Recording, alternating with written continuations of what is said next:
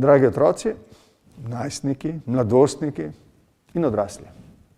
Spoštovani vsi, ki ustvarjate projekt Faca leta ali ste njegov del.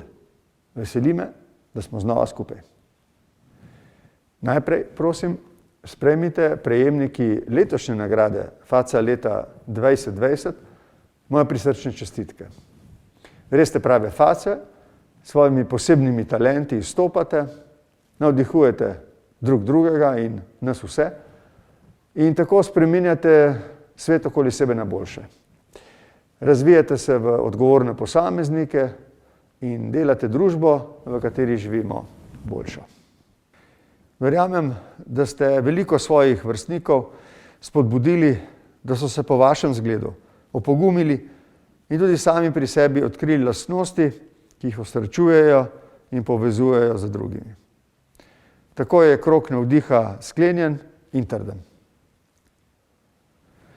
Hvala tudi ustvarjalcem otroškega spletnega časopisa Časoris, ki ste gonilna sila tega pomembnega projekta. Zelo sem vesel, da ste navkljub posebnim okoliščinam tudi letos uspešno izpeljali izbor, ki ga osebno podpiram že od začetka. Predvsem v teh okoliščinah je pomembno, da imajo otroci in mladostniki priložnost, da ustvarjajo in sledijo svojim sanjam, zato vam izrekam hvaležnost, da ste svoje poslanstvo ohranili in ga razširjate. Zelo mi je žal, da si tokrat ne moremo stisniti rok in se poveseliti tukaj v predsedniški palači, vendar z optimizmom pričakujem naše naslednje snidenje, ko bo to mogoče. Izteka se neko nadvse posebno leto, ki ga je skoraj v celoti zaznamovala nova bolezen. Vesel sem, ko vidim, da ni ustavila vaše energije, nadarjenosti in domišljije. Ob prihajajočih božično-novoletnih praznikih vam želim, da ostanete zdravi, potrpežljivi in razumevajoči.